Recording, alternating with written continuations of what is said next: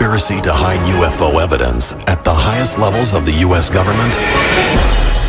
Or is it all just a myth? If you want to know the truth about UFOs, Wright-Patterson Air Force Base would be the place to go. Join us as the UFO Files uncovers the facts behind the legend of Hangar 18.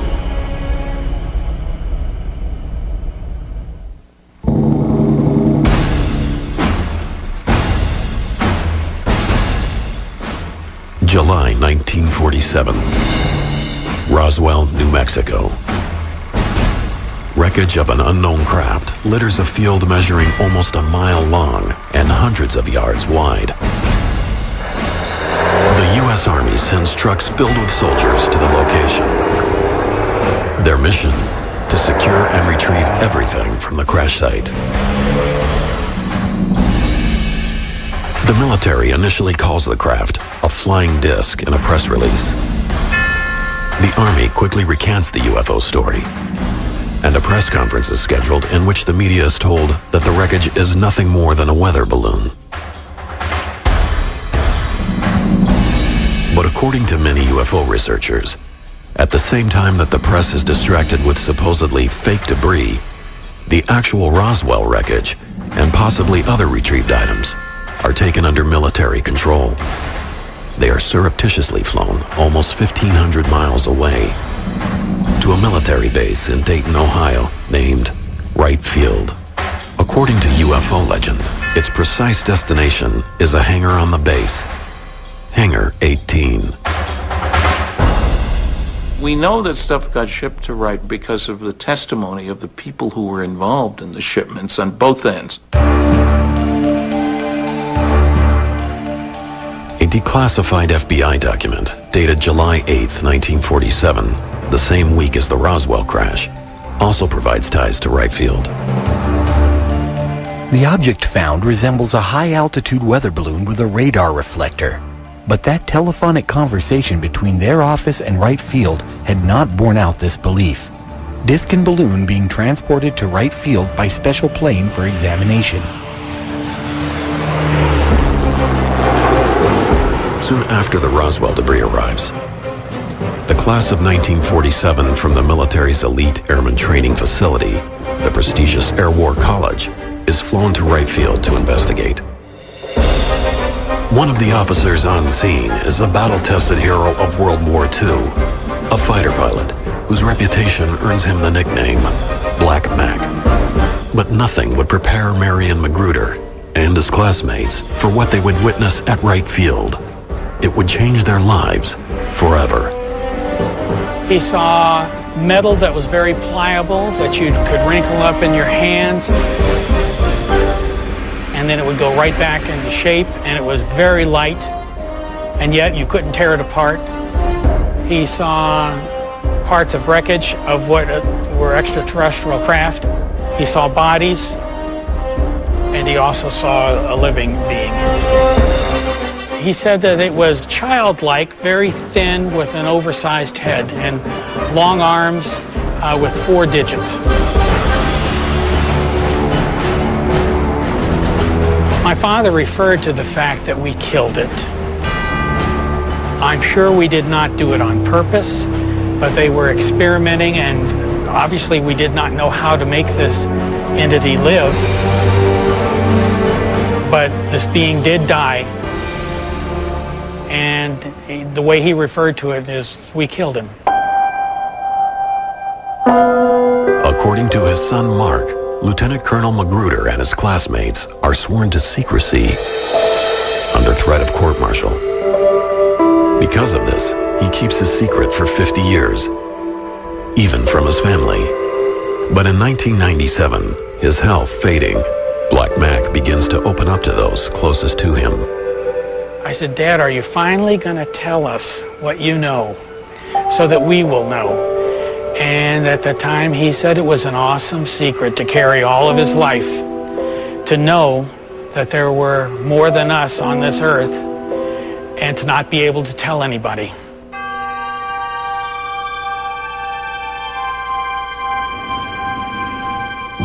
I've never told this story on TV before, and it's difficult to do it now because I want my father's legacy to be as honorable as his life was, and it's very important to me that you know that I'm telling you the truth as he absolutely knew it to be.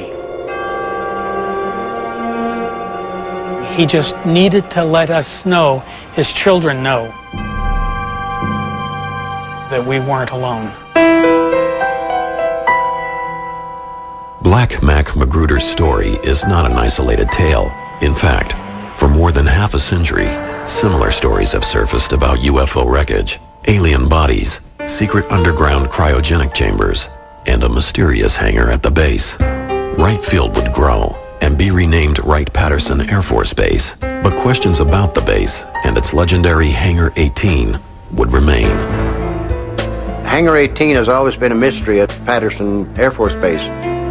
If you want to know the truth about UFOs, about the craft, the debris, probably the records, Wright-Patterson Air Force Base, in my estimation, would be the place to go.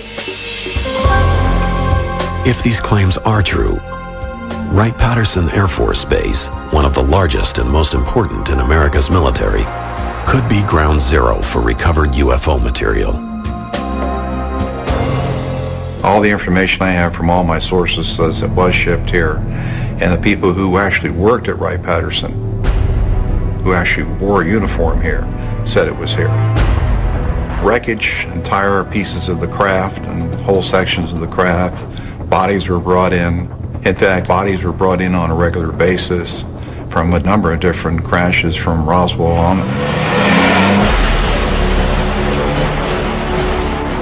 Not only was debris from many UFO crashes allegedly shipped to the base, but from the late 1940s until the end of the 1960s, all reports regarding UFOs were conducted at Wright-Patterson for the military's official UFO investigation, Project Blue Book. Wright-Patterson evolved into one of the most talked about bases in UFO lore. However, the Air Force's description of the base is much different. Really what makes Wright-Patterson unique is we are by and large focused on tomorrow. What is tomorrow's Air Force going to look like? What kind of airplanes will we fly? What kind of weapons will be on those aircraft? What kind of technology will be in the cockpit? We have the Air Force Research Laboratory here. We buy all of the aircraft in the United States Air Force through the offices that are here. We are responsible for all of the flight tests, all of the science and technology. We're also responsible for all of the major intelligence that's done for air and space. Some of the research that goes on in technology may be classified because we're trying to protect the technology that we develop to make sure that we provide our soldiers and our airmen the best advantage.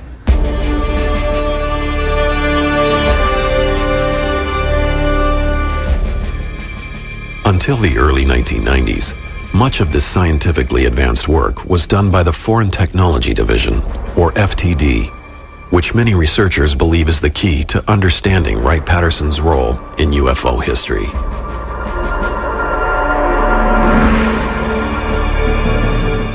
The Foreign Technology Division was the Air Force unit that was responsible for scientific and technical intelligence as it applied to the air and space and missile capability of mainly the Soviet Union. They were there to prevent technological surprise. They were the experts in the bad guys' equipment. Wright-Patterson has a history of duplicating Russian equipment, German equipment, and reverse engineering it. Why would they not do the same thing with extraterrestrial technology? And so there's no question in my mind that's exactly what we're doing. Coming up, a second major UFO recovery and a second secret trip to Hangar 18. You saw two bodies through the porthole slumped over.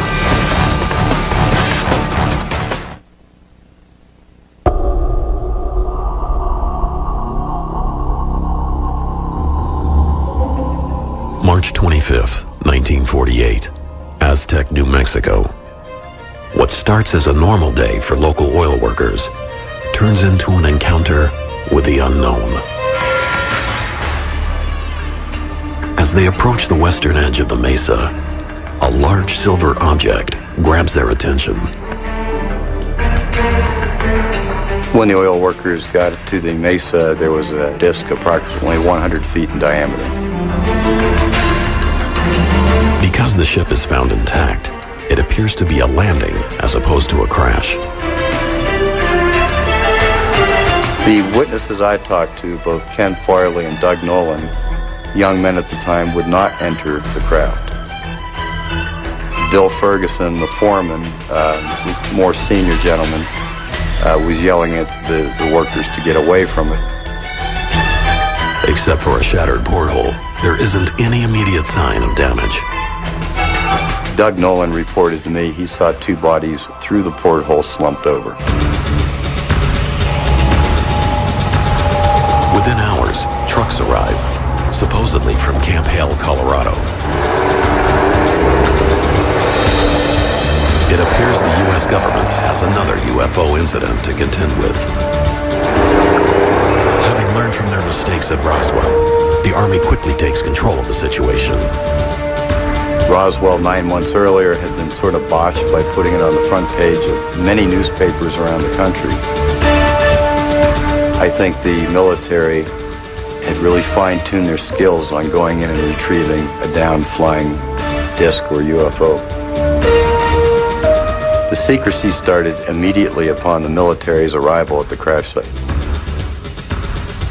They separated the locals and reminded them of their patriotic duty for the United States and swore them to secrecy.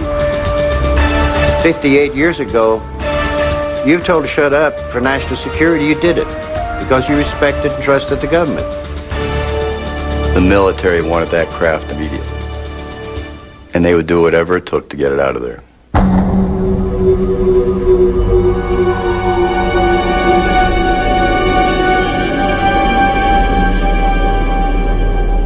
According to the eyewitnesses, the Army recovers between 14 and 16 badly burned alien bodies from the craft. The recovery team reportedly brings both the ship and the alien corpses to a local safe house, away from the media. Take it to the nearest military base where you can control access to it. And then you arrange to ship it to an appropriate place, depending on what you want done. But again, Wright-Patterson would be the eventual repository. Because of the number of alien bodies at Aztec, it is considered one of the most significant UFO retrievals to date. But UFO researchers say there are many other cases tied to Wright Field. October 1947, Paradise Valley, Arizona. May 1953, Kingman, Arizona. June 1953, Laredo, Texas. And December 5th, 1965, Kecksburg, Pennsylvania, are only a few of the alleged flying saucer recoveries in the U.S. alone. No matter where a UFO lands, it seems all roads lead back to Wright-Patterson and Hangar 18. The Wright-Pat was kind of a graveyard for some of these things, and probably put them in a holding pattern until technology got to where they could look at them better. But despite countless books and the public interest in UFOs, there was no official confirmation about alien aircraft at Hangar 18. Eventually, attention shifted away from Wright-Patterson.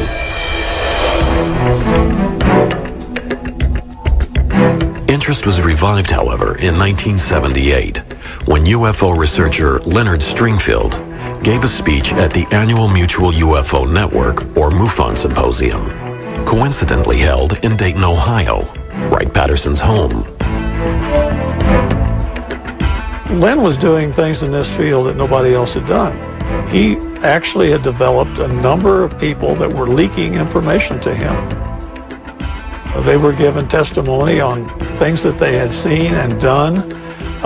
Not just one person, but a whole entourage of people that he developed a trust where people knew they could trust him and he wouldn't expose them. and they could give him the information, and he could correlate it with others and then determine what's real and what isn't. Stringfield wrote several books on the subject of UFO crashes and their retrievals. Because of the secrecy involved, many of his sources didn't want their full names published for fear of losing their top-secret government jobs.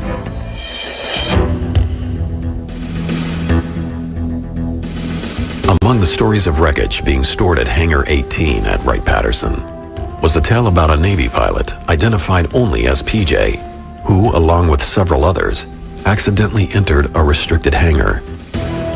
For a brief 30 seconds, a disc-shaped object of metallic color, 15 feet wide and 8 feet deep, was seen. I cannot confirm anything other than it was there. According to Stringfield's research, they were confronted by the guards and quickly escorted out of the hangar.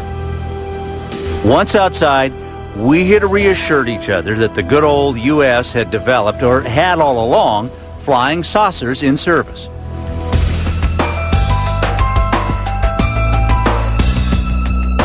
As these stories started surfacing, other witnesses came forward. UFO researcher and Aberdeen, Washington police detective James Clarkson located June Crane, a former employee of Wright-Patterson from the Roswell era. She agreed to sit down with him for an audio interview in 1997, and Clarkson has consented to allow the History Channel to air this interview for the first time on television. Crane's story dates back to the early 1950s. According to the documents she supplied to Clarkson, she was a clerk typist with access to top-secret information. One afternoon, a lieutenant surprised her with a piece of unusual metal. And he threw it on my desk, and he says, "June, you're a good wrecker. Tear that thing apart. Break that up." And I took it, and I bent it, and I twisted it, and I laid it back down, and it got right back to the same shape. So it's fairly thick, but it doesn't weigh anything. But it had no weight at all. It was like a feather. I said, "Well, what is it?" And he says, "Piece of a spaceship." He said, "I just come back from New Mexico, and I brought it with me."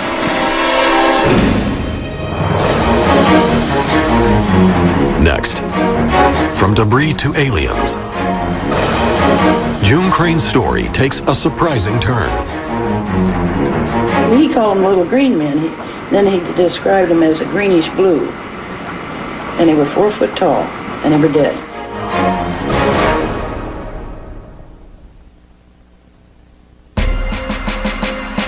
It is the early 1950s. Wright-Patterson Air Force Base is at the center of America's high-tech war effort and the Air Force's most sophisticated technology. It is also home to the government's crash retrieval program, which these declassified documents describe as designed to capture for study non-U.S. space objects or objects of unknown origin. It was codenamed Project Moondust. Items retrieved by Moondust were then shipped to the Foreign Technology Division at Wright-Patterson. Project Moondust had to do really with us collecting space junk, things that would be falling out of the sky when a Soviet satellite fell, when a piece of a Soviet missile or a space launch vehicle landed in an area that we could get to. It was important to glean as much of this equipment as possible so that we could study its technical makeup, its structure, and the components and so forth. It was not uncommon for examples of foreign air, space, and missile technology to be brought back here to Wright-Patterson, even fragments of them, if that's all that could be located. The situation is the same. Here's an unknown aerial vehicle coming down. Let's keep people away from it. Let's grab the wreckage ourselves, and let's lie about it so nobody knows what we've got. Standard practice. And it doesn't matter whether you're talking about airplanes or saucers. One Wright-Patterson employee who may have had access to information about these recoveries was clerk typist June Crane. According to Crane, her top secret clearance allowed her to witness high-level base information, including, she claims, classified files on UFO crash retrievals. In 1997, Crane told UFO researcher James Clarkson her story of downed alien aircraft. For the first time on television, the History Channel is airing that interview. There was 3 times that I'm aware of. I won't vouch for the 4th one because I wouldn't. Are these 3 crashes that you heard about while you worked at Wright-Patterson? Well, one was the Roswell, and then there was 2 other ones. So as of 1952, they knew about 3 crashes right. of vehicles that were probably extraterrestrial. Right. And then the one where they brought the 2 men into Wright-Patterson Air Force Base and put them in the icebox. I didn't see it because nobody was allowed to see it. Okay, when 2 little men... He called them little green men. Then he described them as a greenish blue. And they were 4 foot tall, and they were dead. And we're talking about non-humans. The non-humans, right. According to Clarkson, Crane had kept her silence for 45 years. At the time, she had been forced to sign a confidentiality agreement and was liable for a $10,000 fine. But by 1997, Crane changed her mind. In an email from Clarkson to UFO Files, he explains June had told him, "I'm 72 years old. What are they going to do, shoot me or put me in prison? I think I can handle either one." June passed away in 1998, but her testimony would appear to provide witness to alien bodies at Wright-Patterson. According to many in the UFO field, she is not alone. I have talked to a number of people and interviewed a smaller number at some depth who have said that there were bodies at Wright-Patterson Air Force Base and bodies recovered from Roswell. And remember, Wright-Patterson did have the capability of providing low-temperature storage for biological specimens. They had an anthropoid laboratory there, apes and monkeys and stuff like that. That's a great cover for aliens as well. Additional stories of aliens at Wright-Patterson can be found in the papers of Leonard Stringfield, the ufologist who specialized in crash retrieval. Most of Stringfield's eyewitnesses preferred to remain anonymous or simply go by their initials. One of them, an unnamed former naval intelligence officer, claims to have been present when alien bodies arrived in 1953. I saw the bodies at Wright-Patterson. I was in the right place at the right time when the crates arrived at night by DC-7. Stringfield also interviewed an anonymous Army officer who claimed to have witnessed another group of 4 alien bodies being brought to Wright-Patterson in 1957.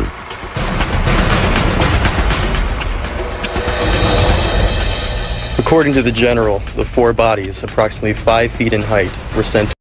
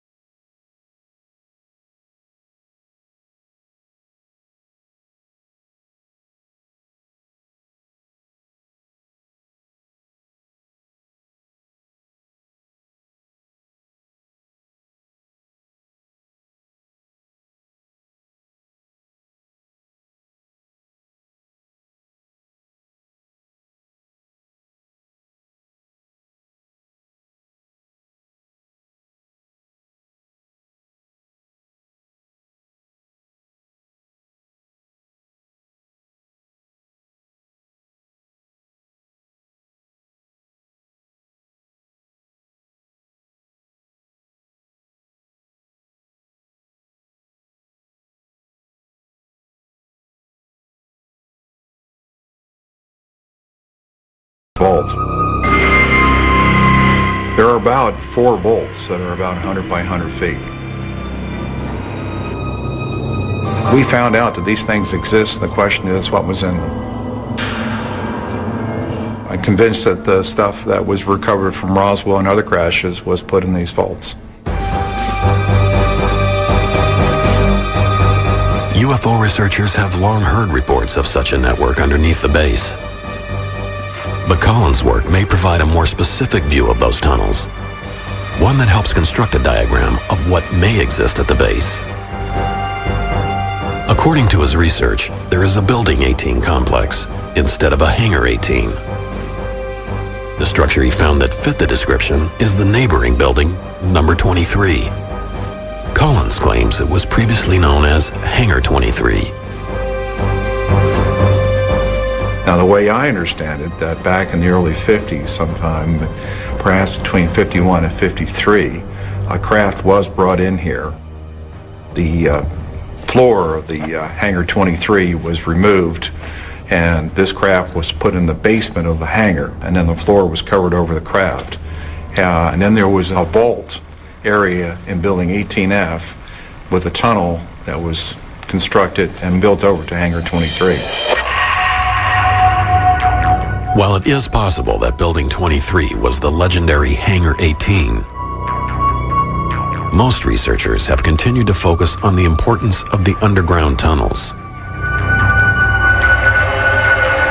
Wright-Patterson Air Force Base is honeycombed with below-ground level facilities. These pits were dug in various configurations and were deep enough to where, if covered over, would have made an ideal remote examination laboratory for somebody trying to examine alien artifacts that had been recovered elsewhere. By interviewing various Air Force personnel who were supposedly granted access to the top-secret underground vault, Collins felt he was able to confirm many of the rumors. The biggest kept secret was the huge cryogenics networks that were required to support and preserve these bodies. And I understand it was quite extensive. There were huge cryogenic storage tubes that these so-called 3'4" or 3'6" aliens were kept in these canisters under cryogenic temperatures. What actually lies beneath Wright-Patterson may be impossible to confirm. The Air Force Base operates under the highest security, keeping access to the base and these vaults secret from almost everyone, even their own. The secrecy goes all the way to the top. It's a question of absolutely the highest level of classification that exists in the United States government as far as I know. A formerly classified memo from mid-July 1947 points to FBI Director J. Edgar Hoover showing immense interest in a retrieved craft and his frustration about being kept out of the loop. We must insist on full access to disc recovery. The Army grabbed it and would not let us have it for cursory examination. The memo was written just days after the Roswell, New Mexico wreckage was taken to Wright Field. If J. Edgar Hoover couldn't get access to the contents of Hangar 18, how high did the secrecy go? In a 1994 interview with Larry King on TNT, Senator Barry Goldwater detailed his attempt to visit Hangar 18. I think at Wright-Patterson, if you could get into certain places, you'd find out what the Air Force and the government does know about UFOs. Reportedly, a spaceship landed. It was all hushed up. I called Curtis LeMay and I said, General, I know we have a room at Wright-Patterson where you put all the secret stuff. Could I go in there? Well, I've never heard General LeMay get mad, but he got madder than hell at me, cussed me out and said, don't ever ask me that question again. How much was there, we don't know. Whether it was just documents or specimens or pieces, nobody knows. But the story dates back to Goldwater, and I think there's almost no question that it's a very true story. Next, unexplained lights over Wright-Patterson have Dayton on alert. Are they proof that there are UFOs on the base? 2 policemen chased it. They felt it was heading for Wright-Patterson Air Force Base.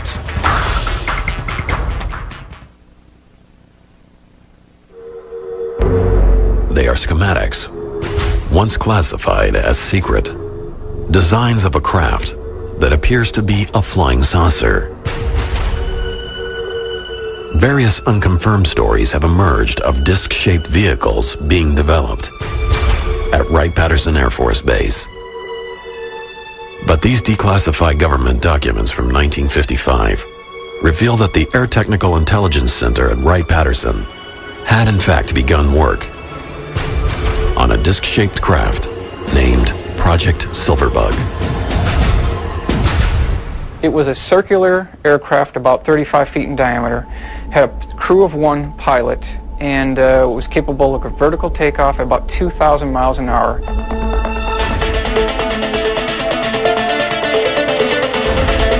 There are witnesses who swear it eventually flew, but most accounts state that Silverbug probably remained on the drawing board. But Project Silverbug wasn't the only example of the military's interest in disc-shaped vehicles.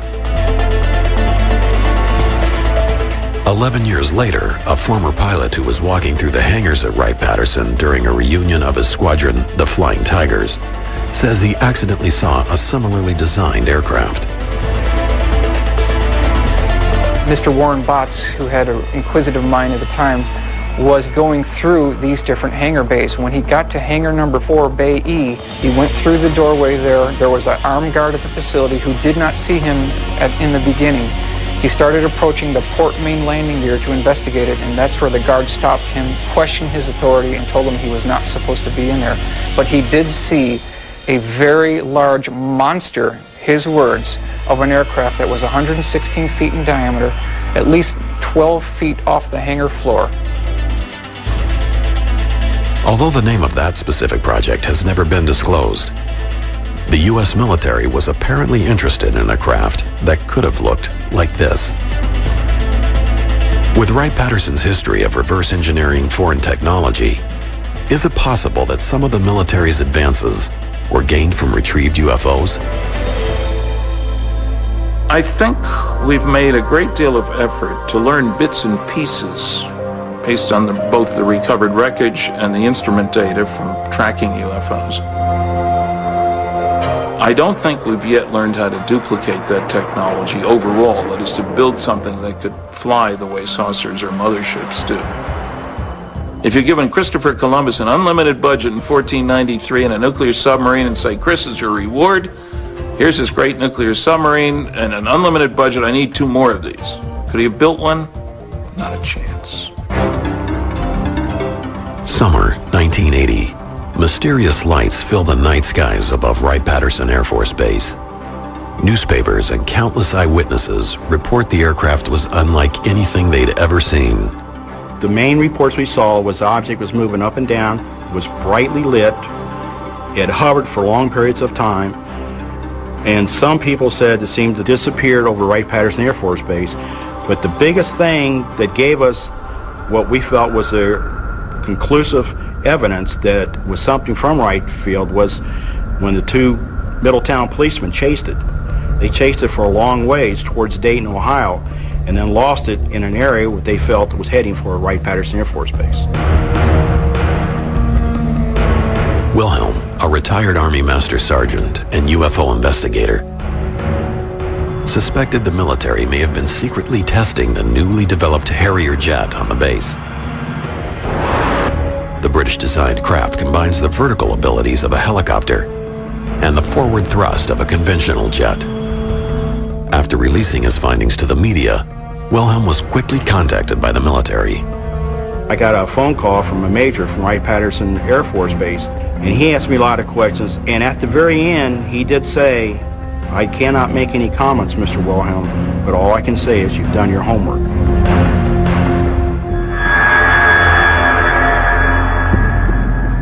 So a lot of things that people think they see that's strange doesn't mean that it's a craft from another world.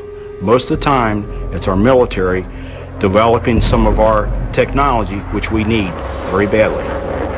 And it's the reason why they don't say a whole lot. And I commend them for them, and I back them up 100%. The Harrier incident raises another possibility about activities at Wright-Patterson. Perhaps many of the legends about Hangar 18 are actually a cover-up for top-secret military programs. I think it's important to keep in mind that the government, in association with Air Force OSI Counterintelligence Division, would really like to extend the alien myth as a cover to hide their own deep black programs. Well, it means that they want everyone to believe that what you're seeing out there is extraterrestrial, and we do not have the technology to duplicate what we're seeing in the skies. I think to the extent that they can confuse or disinform folks about flying discs and make it look like a terrestrial innovation, the more they'll do that. It's in the government's best interest to distribute disinformation if you want to keep a secret. The debate over Hangar 18 and Wright-Patterson Air Force Base may never be completely resolved. I would say upward of over 80% convinced that it's true. There was wreckage there. There were bodies brought there. Research was done here up to maybe 81 or 82, and then they packed everything up and moved it because of security leaks. That's when all the little stories about green men ceased, about that time frame.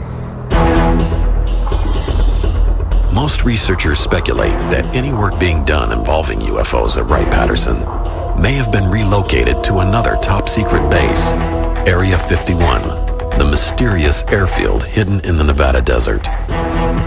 Area 51 developed because of its location, away from anything.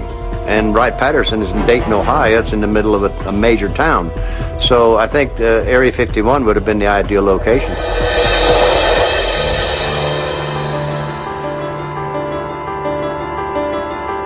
Officially, the government won't confirm that any actual UFO wreckage exists at all.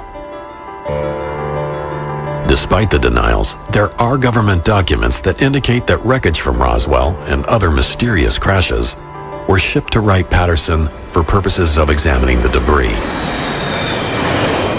Government programs existed that show the airbase had an interest in gathering any foreign space vehicles it could locate. In this documentary, you will see miraculous UFO footage that has been authenticated by top UFO. The documentary featured an extensive summary of the footage, the canisters containing the footage, an expert analysis from the likes of Stanton Friedman. One film expert noted in the documentary that the footage came in an old Soviet canister that had information labeled on it that was consistent with info written directly on the film reel. The numbers on the film's header matched the canisters they came. The header of the film had the crest of the KGB on it, and the term for top secret is shown in the first few seconds of this footage and image to the right. Having real-looking alien footage is one thing, but including the original film reel canisters means you are extremely close to proving 100% authenticity. This is something that has traditionally lacked in other more popular alien videos such as the widely known Alien Autopsy or the Alien Interview videos.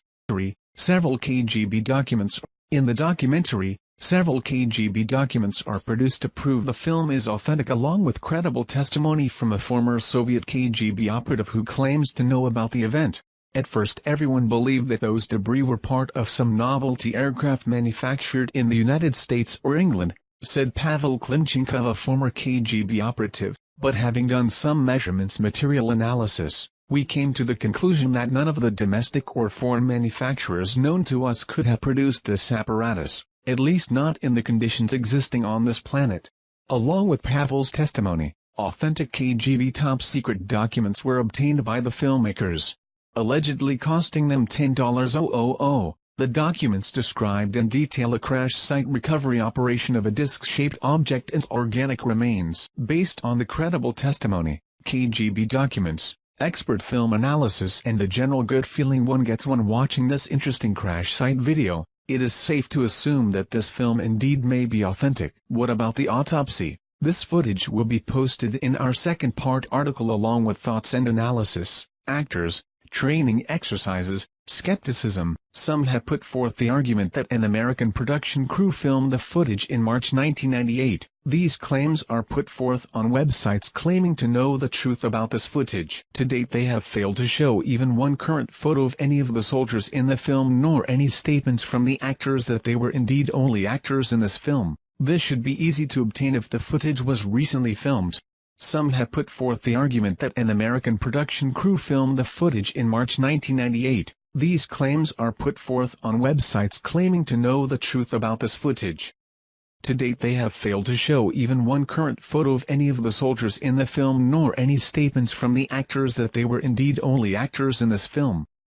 This should be easy to obtain if the footage was recently filmed. Another theory suggests the film was a training exercise.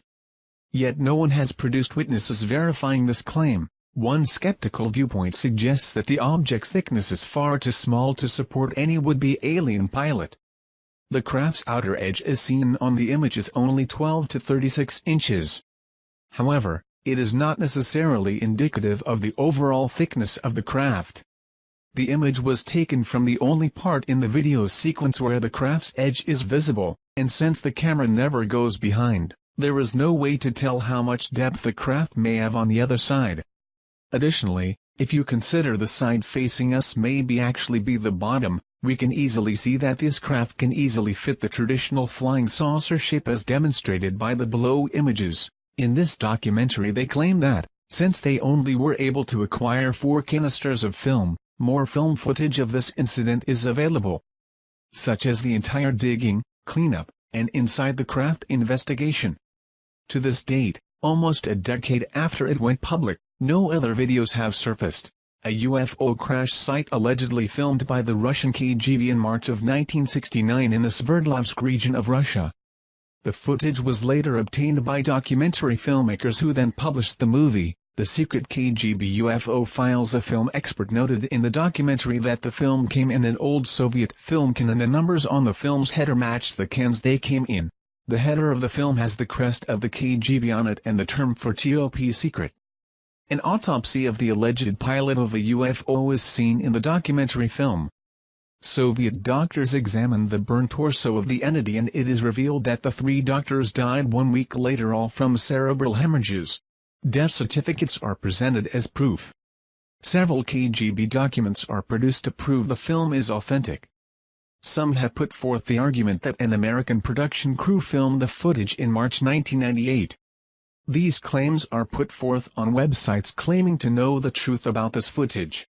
To date they have failed to show even one current photo of any of the soldiers in the film nor any statements from the actors that they were indeed only actors in this film. This should be easy to obtain if the footage was recently filmed. Another theory suggests the film was a training exercise. Yet no one has produced witnesses verifying this claim. UFO aliens may have helped build pyramids of Giza, says Cairo University archaeologist. Head of the Cairo University Archaeology Department, Dr. Ayla Shaheen, in December 2010 had told an audience that there might be truth to the theory that aliens helped the ancient Egyptians build the oldest of pyramids, the pyramids of Giza. On being further questioned by Mr. Marek Nowak, a delegate from Poland, as to whether the pyramid might still contain alien technology or even a UFO with its structure, Dr. Shaheen was vague and replied, "I cannot confirm or deny this, but there is something inside the pyramid that is not of this world." Delegates to the conference on ancient Egyptian architecture were left shocked. However, Dr. Shaheen had refused to comment further or elaborate on his UFO and alien-related statements. Down below is 90's The Secret KGB UFO Files documentary, that deals with the fact that Russian had already discovered the tomb of alien humanoid in Egypt and something is beneath the pyramid. The Secret KGB UFO Files documentary interestingly supporting the head of the Cairo University Archaeology Department, Dr. Ayla Shaheen, claim as well. Actually, ancient Egyptian writings very often talk of beings from the sky opening and bright lights coming down to teach them technology and give them wisdom. Many pictures and symbols resemble UFOs and aliens. Possibly aliens built the Great Pyramid. And these solid long-lasting construction techniques were adopted by the Egyptians. Ancient Egyptian legends tell of Tebzepi, or the first time.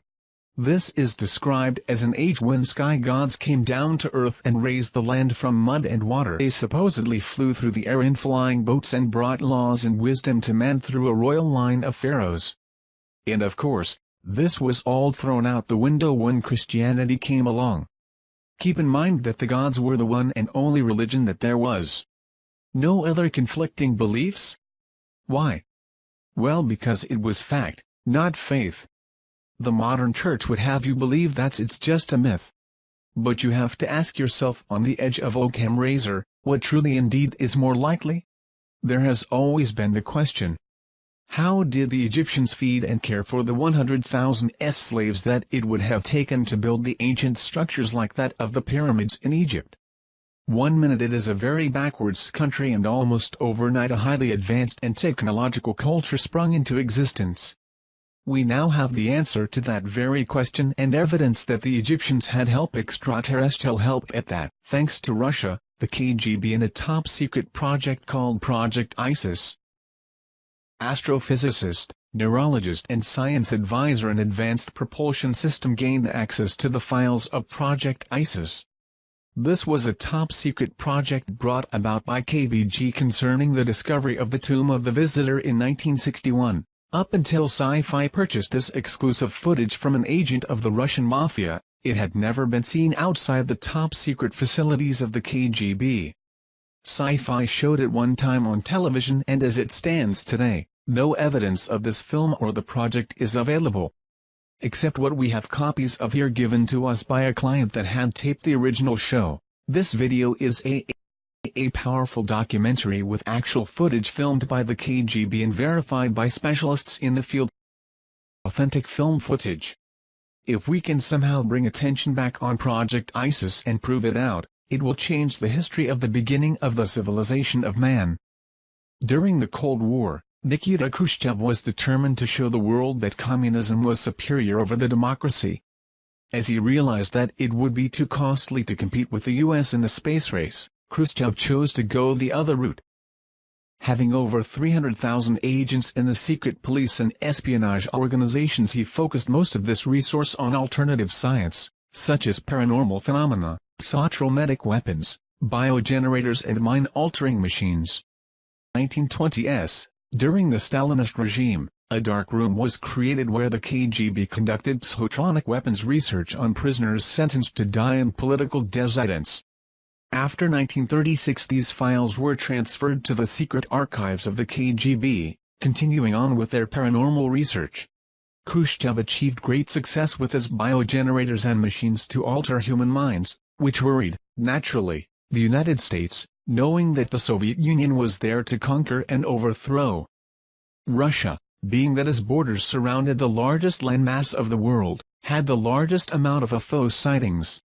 If they could capture one of these flying objects and reverse engineer it, they could have the greatest advanced aeronautical designs. They got lucky in January 1986 when a spacecraft crashed in Dalgorsk but remained intact. The craft was back-engineered and the process was quite successful.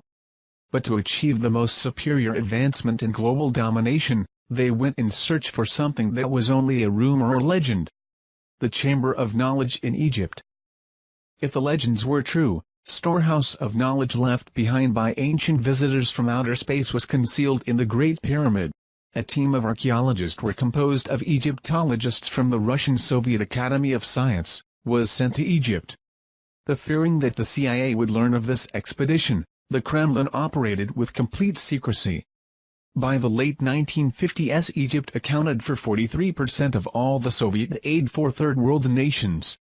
When they started the ISIS project, the Soviet military personnel in Egypt was estimated over 20,000. The heavy military presence was used to disguise the efforts of the mission scientists headquartered in Cairo. They would operate under the guise of Arab peasants or Russian officers. To speed things up, in 1959 the KGB recruited professional informationalists to wiretap Egyptian officials. This paid off in July 24, 1960 when a conversation was recorded that would then change myth into reality. The official had been given a call that two Bedouin had stumbled upon the tomb of the visitor. The Bedouin were in a hospital and kept repeating, "The visitor God." At this moment in time, Project ISIS became top priority and all efforts were made to immediately follow up by having the Bedouin show them where they had found this tomb. SEIFI was able to purchase several documents and film footage as to the KGB documentations of their findings. Taken out of Egypt and brought to the secret facility of the KGB was this memo to high-ranking KGB official. My agents had secured the notes of one of the scientists working on the tomb of the visitor findings. Another was the inventory of contents taken from the tomb as follows. Location of finding. Undisclosed, 15 crates of relics, 1 partially mummified body, 1 stone sarcophagus, 8 hieroglyphic samples. Old report from a project scientist that was one of the first to enter the tomb. During the inspection of the wall segment we noted that a strange magnet repulsive force seemed to be emanating from the rock. We were unable to find any scientific explanation. Cryptologist report. Partial decoded message on tomb wall indicating a prophecy of the return of the winged gods. The Kremlin took the cryptologist report very seriously. KGB was ordered to determine target locations, planets, stars, galaxies. They had to duplicate the stars as they would have been over Giza thousands of years ago. They finally found it, in the stars and constellation of Orion during the year 10,500 BC. Although it was possible that the builders could have been working off plans of a time before the pyramids was constructed, this was proven not to be the case. Metal and synthetic materials of tomb were determined to be of unknown origin and the tomb was carbon dated, giving it a dating of 10,500 BC, meaning the pyramid had to have been made at 10,500 BC. Cans of film were purchased by SEIFI through the Russian mafia agent, which originally came from the maximum security archives of the KGB. These cans contain film of KGB filming the process of the tomb and sarcophagus being opened. Sci-Fi had this film analyzed before purchasing by experts in this field. Finding no evidence of fraud, SEIFI purchased cans of film. The documentary is in black and white, showing soldiers entering the tomb without gas masks. As they opened the sarcophagus, you can see toxic fumes escaping and the reaction of the soldiers as they were being affected. It also shows the mummy contained inside.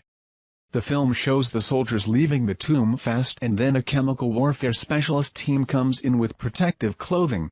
There is talk from one that was there in the tomb, that the energy inside, during the first days of exploration, was very high. They also had a team of psychics go in and do some special readings of the tomb. It later goes on to show the KGB and Bedouin loading trucks with crates to be shipped back to Russia. According to KGB documents, researchers began to wonder if the pyramid was designed for one particular purpose. They thought it was possibly a machine, being that it was designed like a three-dimensional triangular depiction of a hemisphere. Their thoughts were there must have been a reason why it was designed for resonating with the planet. Their thoughts went to a prism, and that the pyramids have powers to alter the cosmic rays, that the pyramids are huge prisms capable of concentrating energy, capturing light from the stars, which would initiate a process which would turn the pyramid into an interstellar transmitter. The three pyramids and SPHNIX could be integral parts of an immense machine designed by alien engineers linked by a master control mechanism inside the Great Pyramids. They noted that the passageway goes to main chamber, and above the sarcophagus was a tunneled star shaft. They reasoned that when a specific star alignment occurs, a streak of energy goes down the shaft. Scientists speculated that the radiant energy hitting the sarcophagus could initiate something similar to a cold fusion reaction. The prism structure of the pyramid would then magnify and transfer to the corresponding pyramids. A united beam of energy could erupt, creating a cosmic beacon used by alien starship for future navigation. According to ancient legends all around the world, they all have the same thing in common. The visitors were like men but more like gods. They were giants. They traveled among the stars. They brought us the knowledge. Legends of the first emperors of China were called the Sons of Heaven and made the first pyramids of China. Mexico and Yucatan have similar legends. Starwalkers can be found throughout Egyptian texts and American folklore. The visitors are described as the giants, man/gods, giants or titans. And it seems all cultures may be traced to a single parent civilization. Could it be ET? Later on in the documentary, it shows them working on the mummy, attempting to give it a face and identity. A computer projection of the mummy was made as it laid in the sarcophagus. Experts that were there to observe the fluorescent reconstruction of the face described to Sci-Fi that if they had not been there themselves, they would not have believed what the face revealed after reconstruction. When skull and face was completed, it showed a humanoid type: large cranium, large eyes, small chin, small teeth, but not Earth humanoid, but some being that had to have been extraterrestrial. Later, using underground radar technology, the KBG found a passageway under the tomb of the visitor. Directly below was a large chamber. They believed they found the chamber of knowledge, but was afraid to open the tomb, thinking it could be a Trojan horse, capable of blowing up the entire planet. They decided to seal the tomb, wipe away the location of the tomb, and close the project. It seemed, however, that all were affected by the discovery. Some had personality changes. Some disappeared entirely, others committed suicide, and others no longer could support their old religious beliefs. The first official report of sightings, that we are aware of, was by King Tutkremani about 3,400 years ago. Sightings continued through the ages. Sightings seemed to pick up with man mastered the skies. But when we conquered the inner workings of the atom, the aliens of Orion stepped up their observation with an explosion of UFO sightings that continue up to the present. UFO abduction reports began to sweep around the world in the early 60s. A pattern was developing, with nearly all abductees reporting physical examinations, insertion of objects, and artificial inseminations. Many women abductees believed they were being impregnated to give birth to alien hybrids. In the last decade, reports such as these have risen dramatically. It may be highly likely that the genetic colonization program that started back in the ancient times has resumed. The question was asked, could they be cloning themselves by implanting their alien genes into human DNA? Are humans being transformed into an alien species through genetic engineering? The ancient Egyptians have always said that our DNA came from the heavens and that someday they would return. Did the KGB discover the truth in the Chamber of Knowledge about the true agenda of the ET? And what was discovered on the wall of the tomb of the visitor prophesies that they would return. But when? Secrets cannot be contained. Not even KGB secrets. A group of scientists, computer programs, doctors, etc., shortly after the discovery of the tomb of the visitor, came together to discuss the possibilities of this discovery. They fully believed that the visitor was none other than Osiris, the alien king. Thus they gave themselves the name, the Followers, based off the followers of Horus in the Egyptian Book of the Dead. According to Egyptian beliefs, a family of gods came from the stars to Egypt. They were the ones that gave the people of Egypt the knowledge and wisdom. Later they left Earth back to their star homes, except for Osiris. He stayed and taught the followers. It was their duty to protect and keep the ancient knowledge he gave them until his return. The Egyptians were astronomers and fully understood that the stars were the map to the great god Osiris and the afterlife. And followers would secretly come together in their homes to discuss the possibility of the return of Osiris. They believed that the second coming of Osiris would herald a new age for mankind. They believed that when the tomb was discovered and the seal was broken, a signal was transmitted to the visitors. They calculated and estimated the time it would take for the electromagnetic signal to reach the constellation of Orion. They figured that they could return no earlier than April 23, 1985. With that time frame in mind, the group left Russia and took off to Egypt, never to return. The only remains left behind of their meeting with the visitors was a newspaper clippage found in the KGB archives of a group of tourists disappearing in the middle of the night in Egypt, 1985. And one home movie project with film. This film showed the group in front of the pyramid at night. It shows a light appearing in the sky, the group dropping to their knees in prayer, the light becoming brighter and then nothingness. A daughter of parents that were part of this group was shown the home video by the SCIFI team, of which she recognized her parents and burst into tears. Did anyone happen to see a documentary on sci-fi called Secret KGB UFO Files? I happened to catch this yesterday, and while I'm leaning to the side of skepticism, I have to admit that it was intriguing. Basically, the story goes, in the early 60s the KGB discovered a tomb at the Geyser Plateau containing an UFO. Luckily there was film footage, haha. The grainy film contained footage of archaeologists dressed in KGB gear opening the tomb of what was thought to be an ancient Egyptian king. When they do, toxic smoke overcomes one of them and the other two run out. It is later learned that the body isn't human. The footage looked as if it had been produced to look old. Also included were shots of psychics levitating in the tomb. One thing that caught my attention is the archaeologist that was supposed to have been claimed by the toxic smoke was later helping move crates of evidence down some stairs. Despite the curious film footage, the documentary was very interesting and had me glued from the jump. For decades, American agencies have stockpiled information on UFOs.